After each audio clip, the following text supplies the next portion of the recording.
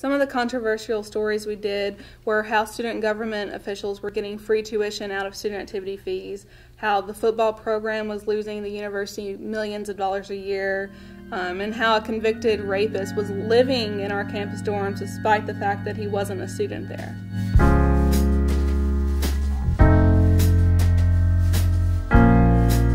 I'm Chelsea Boozer. I was editor-in-chief of the Daily Helmsman at the University of Memphis in 2012. One night, late at night, we found out breaking news that a rape happened on campus, and the university hadn't notified us of that.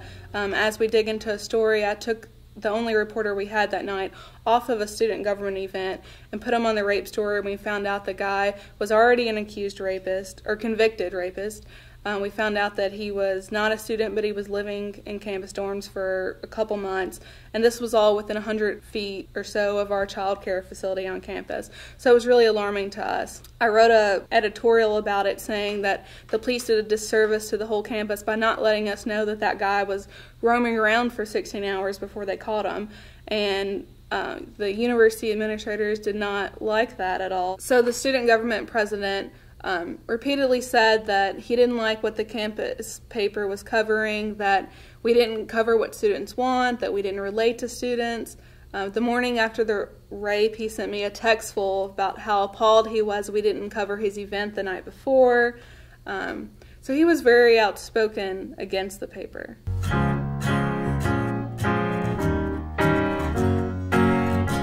About a month later, when our funding cycle came around, and the student government president and the student government vice president sit on a university committee. The rest of them are faculty members, and they basically decide your funding every year.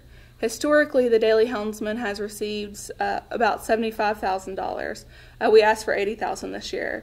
When we get our report back, we got $50,000. So that was alarming. We had never been cut at all, especially not a third of our funding from them. The student government president said that he wanted to use the funding that the committee took away from us to fund another newsletter that would only have campus events. It would not have any critical stories, but it would only just tell what events are on campus. And that money would go to the Student Government Association, but the Daily Helmsman would actually do the newsletter. I think that the actions taken against the Helmsman were almost upped one just because I was editor of the paper. I had done a lot of stories since my freshman year.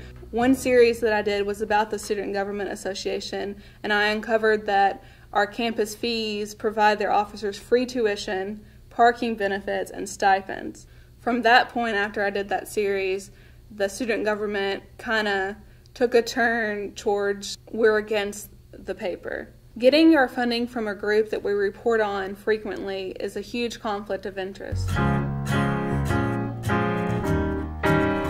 The media definitely came to our help and wrote lengthy stories about us. The local newspaper wrote an editorial in our favor, and the local TV stations constantly updated the audience on what was happening with the struggle. We got a lot of support from national groups such as the Investigative Reporters and Editors, the Student Press Law Center, Society of Professional Journalists, Tennessee Coalition for Open Government, and of course FIRE. FIRE really helped us out because they wrote a lengthy letter to our president, and I think that scared her.